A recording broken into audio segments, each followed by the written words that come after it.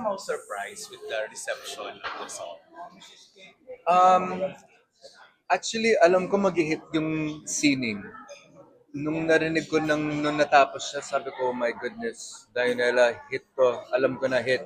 Pero surprised ako na ganito ka-hit na number one na kami 25 days na first Filipinos to enter the top 60 global charts.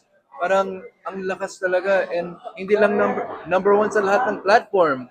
Ang it's amazing. Yung last time na feeling ko to is Bakit Pa Ba Days. And And it ngayon, was years ago. that was years ago. Tsaka wala pang digital nun. Di ba? So, yeah, ang sarap ng feeling. I'm so grateful for it. Pero anong tawag dito? How do you feel when parang yung listeners or yung mga nagpapa-viral song, parang nagfo-focus lang sila doon sa chorus part, pero doon sa other parts of the song, hindi nila nabibigyan ng pansin. You know, pag yung mga listeners nakikinig lang sa mga chorus dahil sa social media, di ba parang yung attention span ilang seconds lang. So, nangyayari is yung chorus lang na naririnig. Pero okay lang yun kasi dun yung viral moment talaga eh. Doon nagiging interesado yung mga tao parang, uy, ang ganda ng chorus nito, pakinggan natin yung buong kanta. Di ba? So, sa akin okay lang yun kahit na portion lang. Yung portion nga, hindi nga part ko eh yung part ni yung chorus ni Dionela yan eh. Pero sa akin okay lang yun kasi panalo kaming lahat eh dahil doon. Mm. And ano, parang after making this singing hit, ano naman yung naging parang usap-usapan yung moving forward in Dayo? Yung gusto namin kasi number one na kami 25 days. Yung gusto namin 400 days maging number one. Kaya malaking bagay ito na nandito kayo na tinutulungan niyo kami to spread the word. And then yung What's it 400? 400 days gusto namin number one. More than 1 year. Bakit? Bakit? Kasi parang nag-joke ako eh. Sabi ko, number one na tayo, bro. Sabi ko, ano yan? Mag number one tayo like 2 months. 60 days. Sabi niya, anong 60 days? 400 days. Sabi ko, sige, game, 400 days. So ever since noon, 400, 400 eh, yun lang. So kailan Oo. to? Kailan mag-end to? Sige nga, anong day? Ano, Hindi, Dapat- 1 year, 365 eh. Dapat ano, 35 pa, mga January, no? yung more than pa, dapat mga September next year. Mga September plus 35 days. oh, di ba? Ano na rin naman. Pero why not? Diba? Why not? Kaya namin yan. So ngayon, yung mga plano namin is marketing. Kaya nandito ako, nagsishoot kami ng mga content, nag-brainstorm kami kung anong mga gimmick gagawin namin para sa singing. Not only that, but baka mag-collab ulit kami ng mga bagong kanta. Abangan nyo, surprise lang. Pero it's been a while since parang like narinig ka namin releasing the song.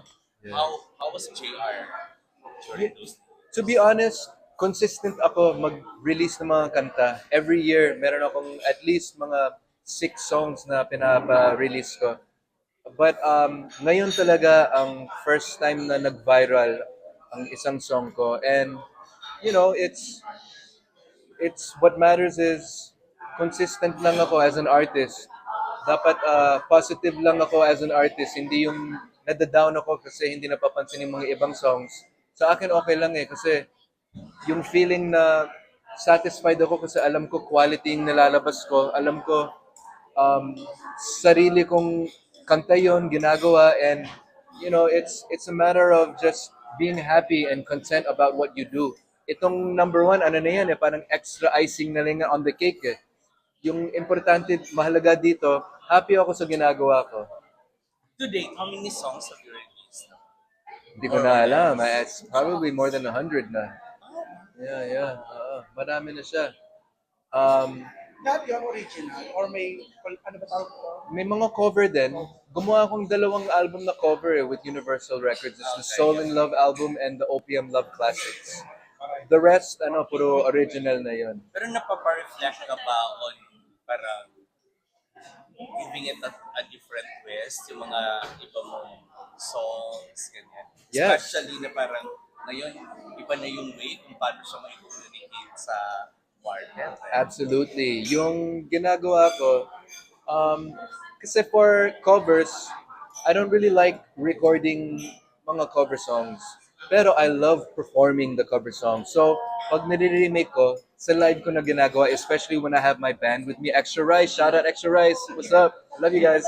Pagkasama ko yung banda, talaga nakakagawa kami ng bagong areglo na ganito. Yung exciting, kakalabas lang ng Bakit Pa Ba for Cozy Cove.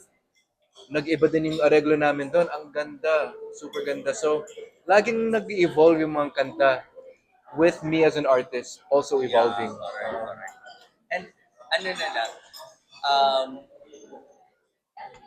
may point ba na parang you were not happy with how your song was interpreted? No. No naman. I'm always grateful na pag nag-interpret ang isang artist sa song ko. Minsan hindi ako nag-agree sa, sa level ng talent, pero I'm always grateful kasi, they're giving homage to my song, to me as an artist, and they're trusting that song na for themselves para ilabas, para makita ng mundo yung talent nila, di ba? But syempre ako as the king of R&B, kailangan medyo mataas ang aking standards. Hindi lang yung parang magko-congratulate ako sa lahat. Kasi totoo din ako, ayoko parang magsabi ng hindi tama, di ba? Pero what I do is I encourage them. Okay, mag-practice ka lang, gawa ka lang ng gawa. That's the only way you'll get better. Makikita ka pa ba namin na maging mentor or judge? Yes, I'm always mentoring in my own way. Not necessarily sa mga TV show, Yeah. pero lagi ako nagme-mentor ng mga artists. Meron ako ngayon si Jet. His name is spelled Jet. John Ephraim Tirol. Kaya naging Jet. Galing siyang Cebu, young kid na magaling magsulat. Grabe yung mga taga Cebu. Oo, ang dami ngayon Kasi taga mga Cebu. Bisaya songs. Yes.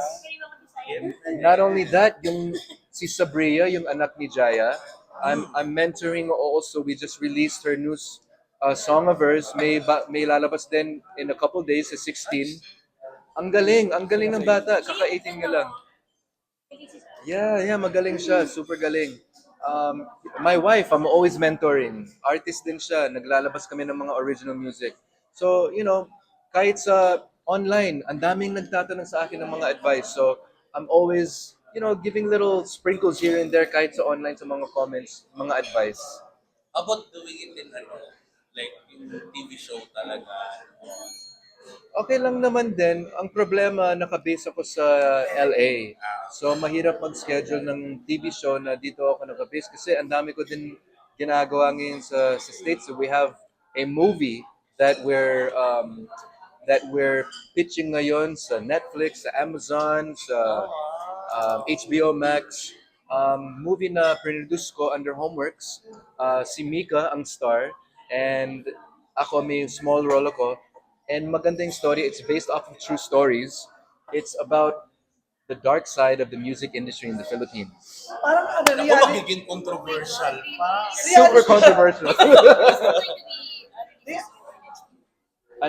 Hopefully this year, pero most likely it's gonna be released in the next year. Reality yan. Based off of true stories. Pero siya, feature film na ang ganda. Tapos ako nagsulat ng most of the songs.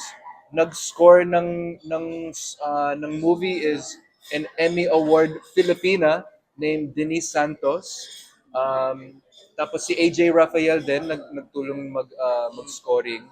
And lahat original music. Si Mika ang kumanta along with her co-star si Rachel Coates.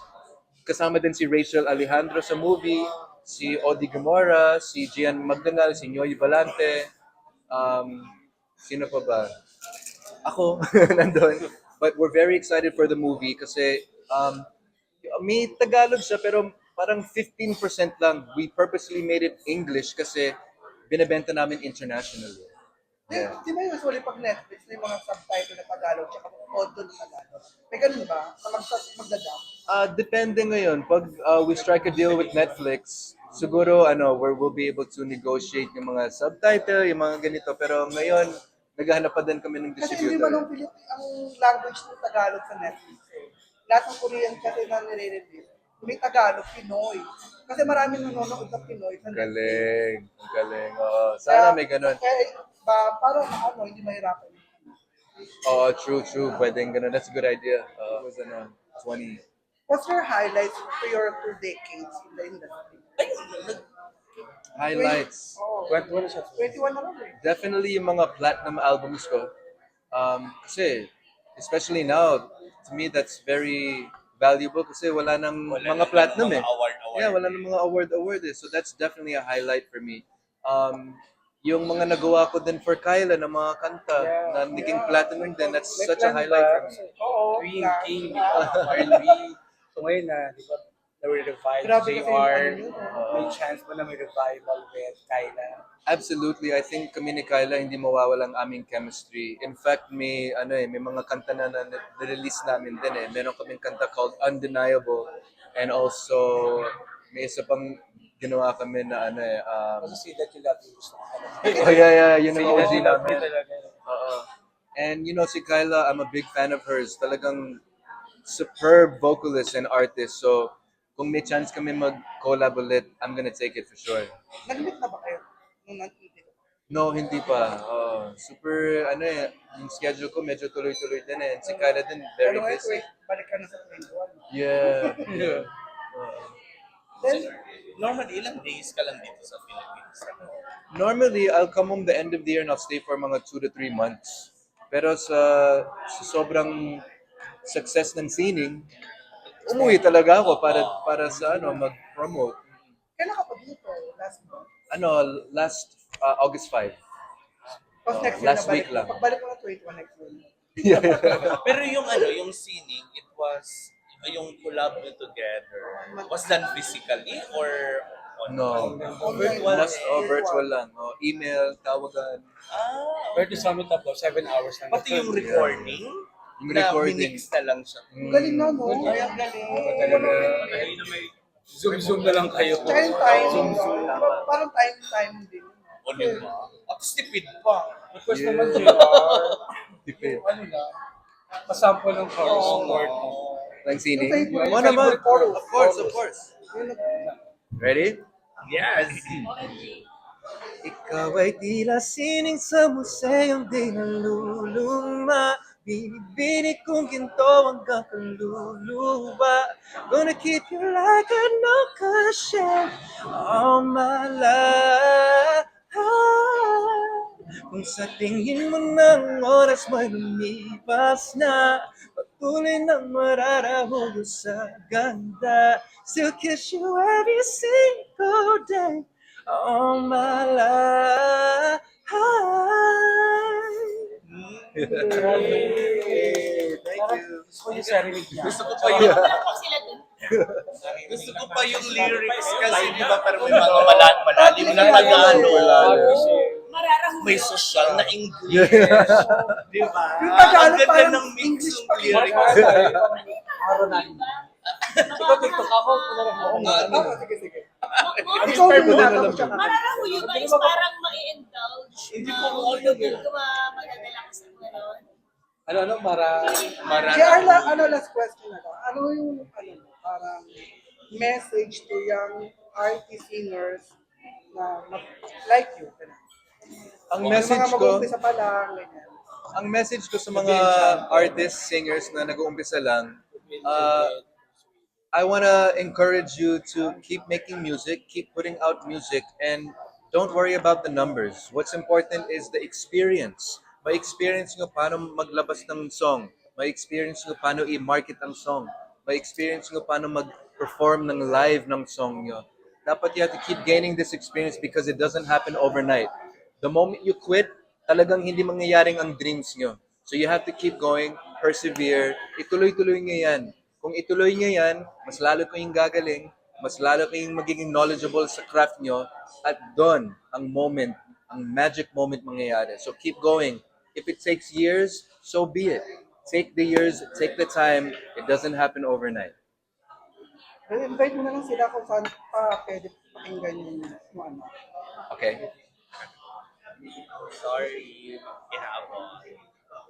Yes.